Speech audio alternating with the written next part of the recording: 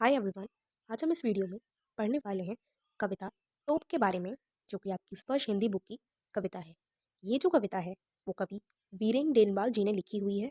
ये आपकी Hindi course P की कविता है। तो चलिए, कवि हमसे पहली पंक्ति में कहना चाह रहे हैं कि तो इन पंक्तियों में हमें बताया जा रहा है कि कैसे हमें एक तोप मिली, जो कि हमें बहुत पहले अंग्रेज सरकार द्वारा मिल गई थी, और किस तरह इसने बहुत सारी सूरमाओं के धज्जे उड़ा दिए। तो चलिए, इस पंक्तियों को पढ़ लेते हैं और समझ लेते हैं।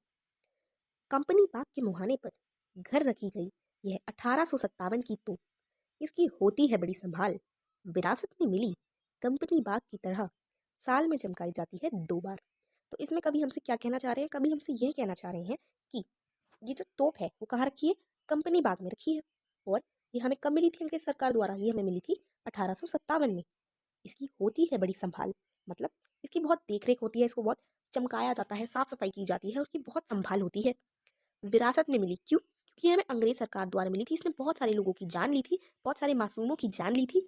और इसकी क्या होती है, अब हमारे पास है, हम क्या करते हैं, इसकी बड़ी देख रेख करते हैं। कंपनी बाग की तरह साल में चमकाई जाती है 2 बार। अब यहाँ पे 2 बार क्यों बोला गया है, इसका भी मतलब मैं आपको समझाऊंगी। लेकिन सबसे पहले आपको ये बता देती हूँ कि साल में क्या होता है, 2 बार ही चमकाई जाती है।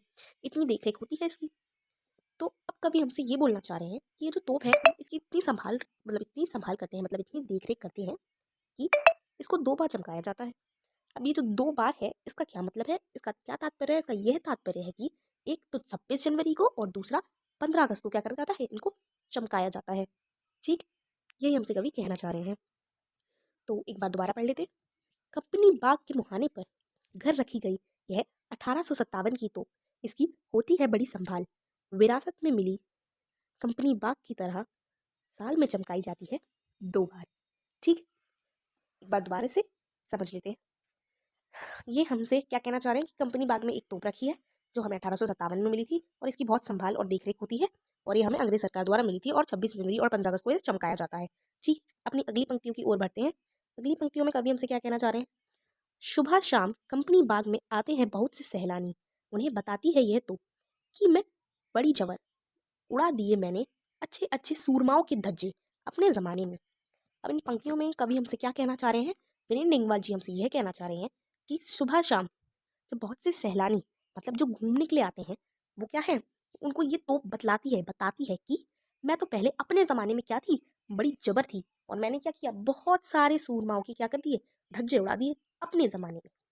तो आपसे यही कहना चाह रही है कि मैं एक टाइम पर तो बहुत ही ज़्यादा क्या थी, शक्तिशाली थी, लेकिन अब मैं क्या हूँ, कुछ भी नहीं हूँ। तो मैं क्या करती हूँ, सुबह शाम सैलानी होती है, उनको यही बताती हूँ कि एक टाइम पे मैं बहुत जबर थी और मैंने बहुत सारे सूरमाओं के धज्जे उड़ा दिए। तो इसमें कवि हमसे यह कहना चाह रहे हैं कि चाहे कोई कितना भी शक्तिशाली क्यों ना हो, कोई कितना भी अत्याचारी क्यों ना हो, एक ना एक दिन उसे शांत होना ही पड़ता है। चलिए, दोबारा समझ लेते हैं। सुबह शाम कंपनी बाग में आते हैं बहुत से सैलानी, उन्हें बताती है यह तो कि मैं बड़ी जबर, उड़ा दिए मैंने अच्छे अच्छे शूरमाओं के धज्जे अपने ज़माने में। तो वही जो मैंने आपको समझाया कि बहुत से सैलानी आते हैं, सुबह शाम घूमने वाले आते हैं, उनकी क्या किए, उनको मैं यह बताती हूँ कि मैं जब अपने टाइम में मैंने बहुत सारे सूरमाओं के धज्जे उड़ा दिए, मतलब बहुत सारे वीरों को क्या किया, मैंने मार दिया।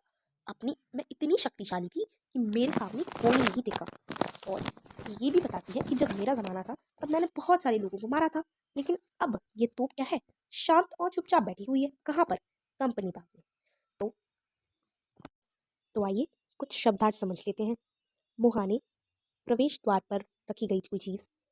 घर रखी मतलब रखी गई, संभाल, देखभाल, विरासत, पूर्वजों द्वारा मिली हुई वस्तु। सैलानी, दर्शनीय स्थल पर आने वाले यात्री। सूरमाओं, वीर। धज्जे, चीतड़े चीतड़े करना। कंपनी बाग, गुलाम। भारत में ईस्ट इंडिया कंपनी द्वारा जगह जगह पर बनवाए गए बाग, जिसमें से एक कानपुर में भी बनवाया था, उसी बाग की क्या हो रही है, बात हो रही है। आइए आगे की पंक्तियों को समझ लेते हैं। आगे की पंक्तियां हमसे क्या कहना चाह रही हैं? अब तो है बहरहाल, छोटे लड़कों की घुड़सवारी से अगर यह फरी हो, तो उसके ऊपर बैठकर चिड़ियाँ ही अक्सर करती हैं गपशप, मीन्स बातें। कभी कभी शैतानी में वे इसके भीतर भी घुस जाती हैं, खासकर गौरैया। तो अब इस पंक्तियों में कभी हमसे क्या कहना चाह रहे हैं? कभी हमसे यह कहना चाह रहे हैं कि यार अब तो क्या है, ये तो बहुत बेकार सी हो गई है।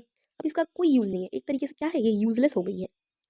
छोटे छोटे जो बच्चे हैं, लड़की हैं, वो क्या है, इस तोप के लिए क्या है, वो तो वो मानते हैं कि हमारी घुड़सवारी है, वो घुड़सवारी बन के रह गई है, उसकी इतनी वैल्यू हो गई है, मतलब उसकी वैसे तो कोई वैल्यू नहीं है।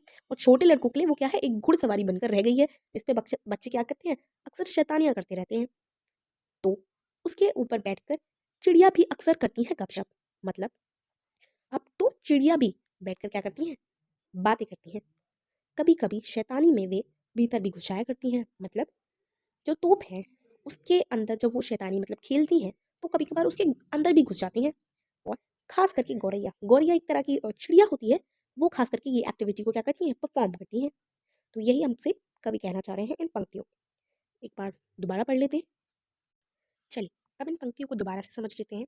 अब तो है बहरहाल छोटे लड़कों की घुड़सवारी से अगर कभी खारिफ हो, तो उसके ऊपर बैठकर चिड़िया ही अक्सर करती हैं गपशप। कभी कभी शैतानी में वे इसके भीतर भी घुस जाती हैं, खासकर गौरियाँ। तो यही कवि हमसे कहना चाह रहे हैं कि क्या है, कि अब ये बच्चों की घुड़सवारी बन चुकी है और चिड़ियाओं का गपशप करने का साधन बन चुकी है। अगली पंक्तियों में कवि हमसे यह कहना चाह रहे हैं कि वे बताती है कि दरअसल कितनी भी बड़ी हो तो एक दिन तो होना ही है उसका मुंह बंद। तो लास्ट पंक्तियों में कभी हमसे क्या कहना चाह रहे हैं, लास्ट पंक्ति में कभी हमसे यह कहना चाह रहे हैं कि दरअसल कितनी भी तोप बड़ी क्यों ना हो, ये जो तोप कंपनी बाग में रखी हुई है, कितनी भी बड़ी क्यों ना हो, एक ना एक दिन तो क्या होना है, इसका मुंह बंद होना है, मतलब इसको शांत होना है।